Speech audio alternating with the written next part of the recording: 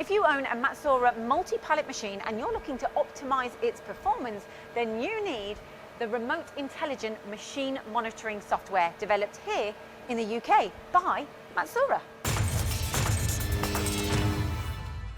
It's safe to say Matsuura have sold a lot of multi-pallet machines here in the UK, but most of your customers, Ronnie, have actually invested in this software to go with it. So what's the draw?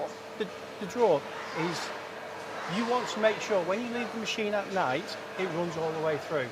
So RiMM stands for Remote Intelligent Machine Monitoring. So if I just show you through it, we've got all the machines connected in the showroom. We've got 7 machines connected. Straight away you can see the status of each machine. So we've got 2 machines which are running, which are in green, all the rest are stopped, which is not ideal because you want them running. But from there, you can drill into any of these machines and find out the status. So the status itself, this shows you the pallet number in the machine, the face it's machining, the tool and pot number, program it's running, whether feed rate's 100%, rapid's 100%, spindle speed is set correctly, and any switches on the machine with any messages. So for a start, that just shows you the status of the machine. You can drill even further into the machine and look at the tools.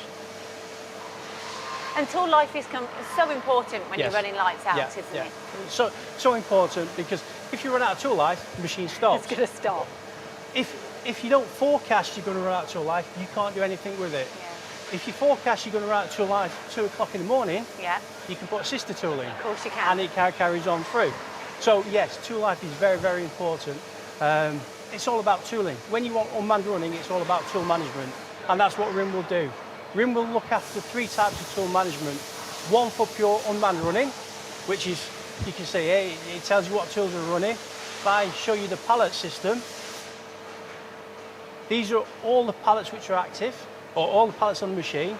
You can then filter this down to active pallets, but these are all the tools required. Yeah. And these are looking at the status of every tool and forecasting the tool life for every tool. The intelligent part about the machine monitoring, if this has got no information on the machine or on the program you're running, it will automatically extract all the tools from the program and teach itself overall run time, process time for each tool and cut time for each tool. So when you run that program again, it's now starting predicting tool life.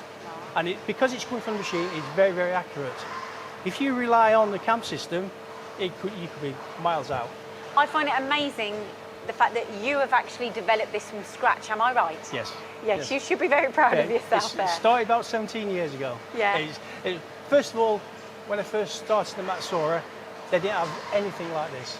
Yeah. So It's developed. I started it, and it was called TPS at the time, which was Tools, Pallets and Schedule. And that just allowed the operators to look at the tooling. Many a time you went into a customer and they had a whiteboard on the wall with all the tools, what parts, what tools can I take out, what tools can I put in. This tells you that straight away.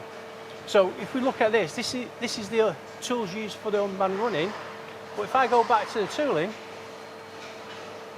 on there, you can see the tools that are scheduled straight away, but tools which are not required, so tools you can take out of the system. Right, okay. So it's not becoming a tool storage facility in the back. Many a time you go into a customer and they've got 80% of the tooling in the back, which has not been used for weeks and weeks and weeks. It's very expensive. We're just scratching the surface here, aren't we? Yeah, we're just scratching it. It does a lot more for you in there.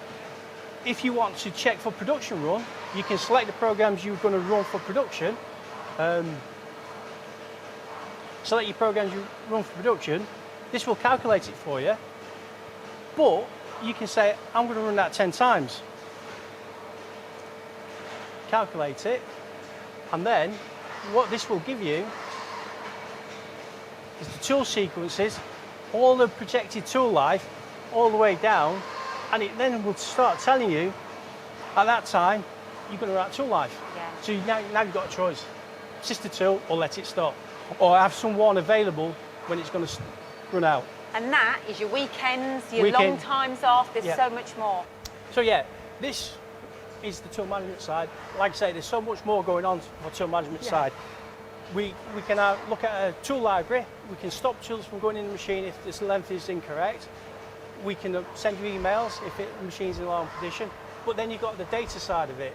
So every significant change on the machine is captured, whether it's an offset change, work offset change, pallet change, all logged. So the OEE data side of it, you capture as well. It's all in the background. That's done automatically in the background, and it's shared with anyone within the factory who needs it. I feel like we're literally just scratching the surface here. I does. feel like you could do a good half an hour video on this. Many a time I've stood by people and we've done a good half hour just demonstrating the software, what it can actually do for them. So ultimately, what would you say to people are the main benefits to investing in this software?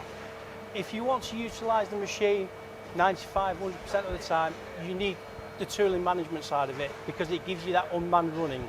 Without that unmanned running, it's just a normal machine. Yeah. So basically, you're saying if you invest in a Matsuura, you've still got to push it to its limits, Yes. and the RiMM This software can do that. pushes it all the way. There you have it.